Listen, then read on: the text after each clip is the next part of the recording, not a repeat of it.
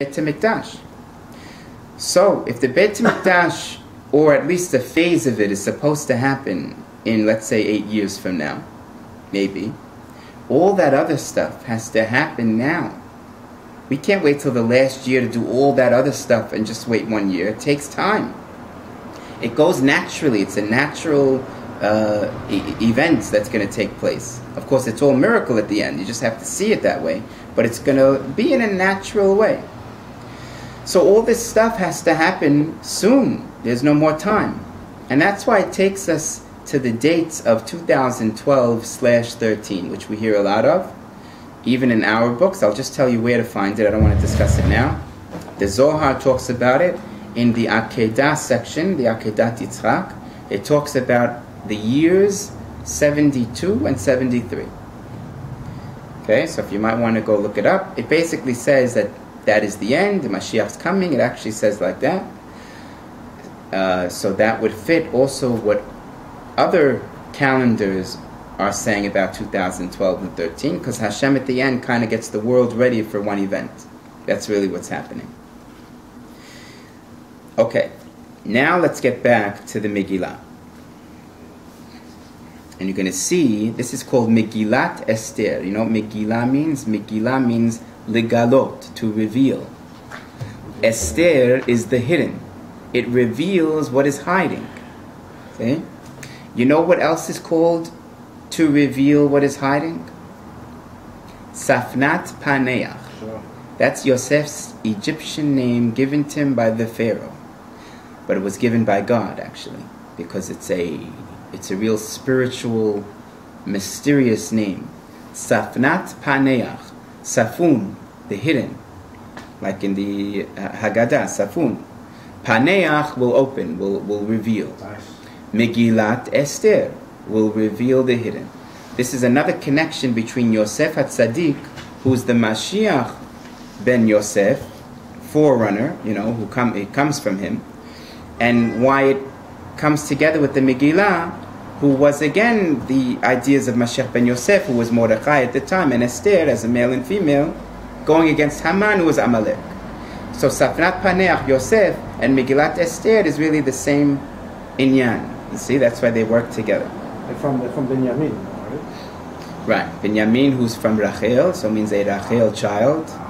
But even that's not so necessary, because the Mashiach ben Yosef doesn't necessarily have to come from Rachel, just like we see Moshe Rabbeinu, who was that, he was a Levi.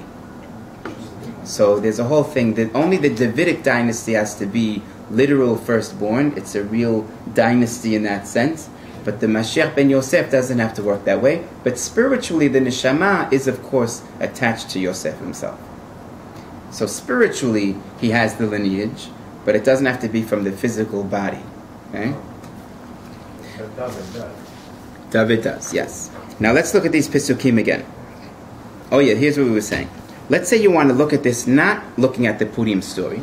Let's just look at it as another story. Imagine there was no, we forgot Purim, or someone who doesn't know about Purim, and he's just reading now the Pesukim. What might it tell us? And this is what I was doing one day. First of all, it says, this is what got me. I'll show you what I was thinking.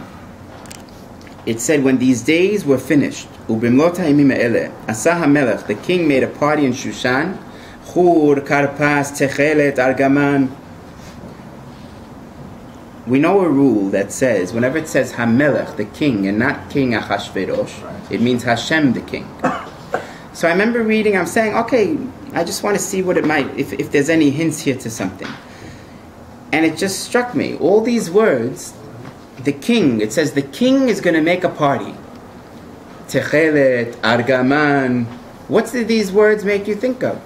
What does that make you think of? Techelet, Argaman, what does that make you think of? Tzitzit. Okay, but not the Argaman part. These are the materials of the temple. Pesach. No, the temple, the Beit HaMikdash. Didn't it have all these materials? Sure. Shesh, all these things. Argaman, so here it is. So all of a sudden, we're looking, and it's saying Hashem, the king, is going to make a party for his Jews, the Beit HaMikdash party. We're going to have a Beit HaMikdash, and bring in all the stuff. Bring in all the tapestry and everything. You see, it kind of looks like that. Hashem is going to make a party for the Jews in Shushan, a Beit HaMikdash party. Meaning, let's build it. That's the party. Let's build the Beit HaMikdash. So there's an allusion here to the building of the Beit HaMikdash. So I started to get a little excited when I started to see that. So I wanted to see. Now I already had the idea of the Shachanti at that time when I saw that. So I said, what's the chances if I do a little math, if something will hit that number? I mean, if it hits that number on two angles, you know, I'm moving to Israel already, if it's going to hit like that. So what has to hit? Is there any illusion here when this Beit HaMikdash party will happen? Has to be. So what does it say? No, in the Megillah, meaning not of our time, meaning is there something to look for here? So there is. It said, when the first party ends, this party will start. How long was the other party? Shemonim um'at yom, 180 days. So, 180 days for the world party, and then the Jews will get their party. So what's 180 days? So the only thing to do really is, like we know in Tisha B'Av, when they went la tour ta'aretz, meaning they toured the land. They took a tour. Tour is la tour ta'aretz. Sure. They toured the land, and they said bad things about it. They spoke Lashon Hara on the land, which means they said it about God. That was the real thing about it.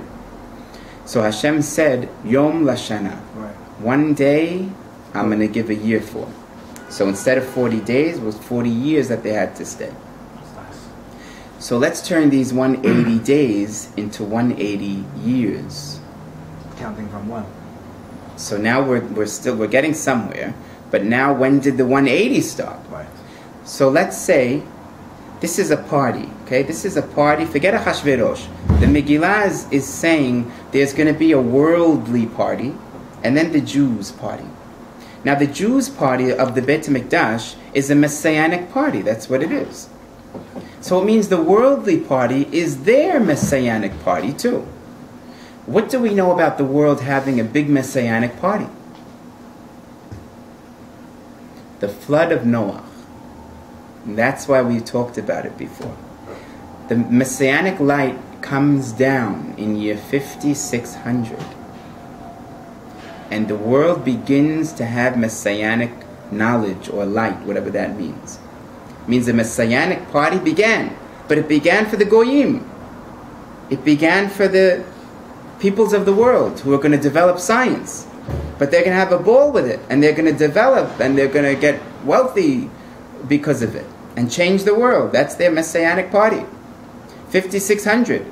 But in 180 years later, we're going to get our party. What's 5600 and add 180? 5780. We bingoed right back to our Vishachanti date. 5780. Right? In 8 years. 5780. So we got this 5780 from two totally different angles. One from a pasuk in Tirumah, and one that the Megillah also dropped. So first I was thinking to myself, maybe I'm not thinking it right, but for them to match the same date, something's got to be up with that date. So again, I would believe something's supposed to happen. I don't want to make any predictions that this or that, but something we would assume in the process should happen. Maybe it'll be the beginning, maybe it'll be the end, who knows what. Maybe it'll be when the dome falls and it gives way for the Beit HaMikdash. You know, it could mean anything. But I would assume it's something in the development of that step or stage will be significant in 5780. Meaning it'll be something that, like a 9/11, you know, not a bad, I mean, but something you'll remember that date. It's going to be something big that happens. I would assume that, even though we don't know exactly what the thing will be. A lot of times in the old days when they had certain dates, when Mashiach was coming, when it didn't come, certain big Sepharim came out. That the energy had to go somewhere. It didn't come, but it went to a beautiful book, a new book. Right, which means it came out, but it came out this way. Right. So that's why you shouldn't say, when they say don't predict, they mean don't really predict. Don't say this is going to happen. But you could say something's going to happen, you know, because something's going to happen.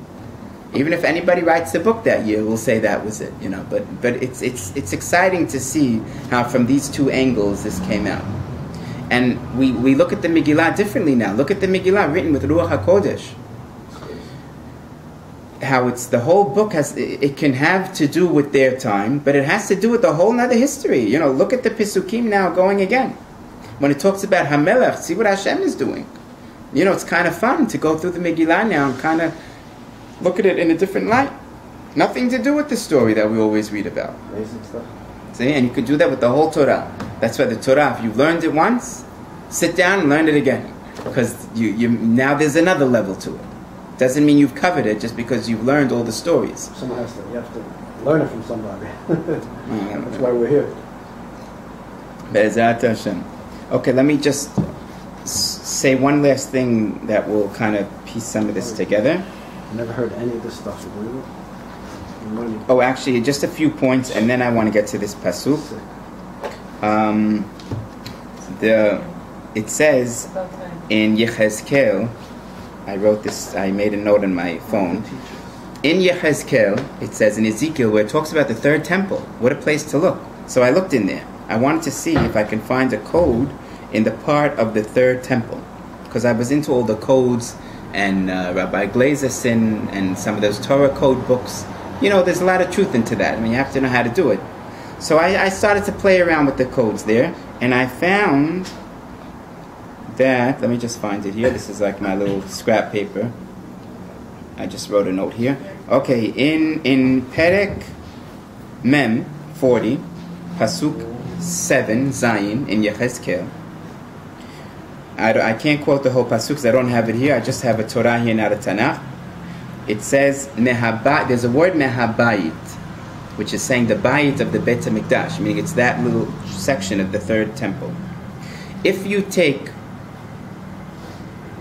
where it says Mehabayit, that word, because you can do this at home, that's why I'm telling you like this, that Hey of Mehabayit, that Hey, if you take 80 skip codes, notice 80, because we're getting to the year 80, skip codes of 80, you'll find that the next letter after Hey is Tav, then Shin, then Pei, which is Hey Tav Shin Pei, which is 5780.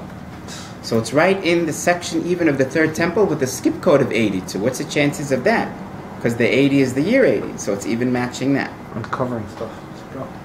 Right, and also year 80, if you look at Pei in Tehillim, chapter Pei, it says a pasuk of Yoshev Kiruvim Hofia. He who's sitting with the Kiruvim, which is Hashem in the cherubs, you know, Hofia, you know, however we translate that word, you know, appear or manifest, or however a proper word would be. But it means Yoshev Kiruvim. Kiruvim means a Beit HaMikdash. So what it's again, in that chapter, shows something about Beit HaMikdash. Because you can do that too, because we mentioned something about Sukkot. All the stuff that's going on, this Iran, all this stuff threatening, is not the end, it's the temple. It's the third temple. Right, no, it's the end of all the evil. Right. Hashem is bringing all the scenario in order to bring the redemption. That's what it is. Also, Pei is the word Peh. Peh is the mouth. Mouth is the Malchut. Like it says, Peh is the Malchut. It says in the, again, Patach Eliyahu Navi. And that is the Beit HaMikdash, is Malchut. So it would be fitting that it should maybe happen or something happen in the year Pei, which is the mouth, which is Malchut, to happen in that year. I'm just kind of piecing a few things together.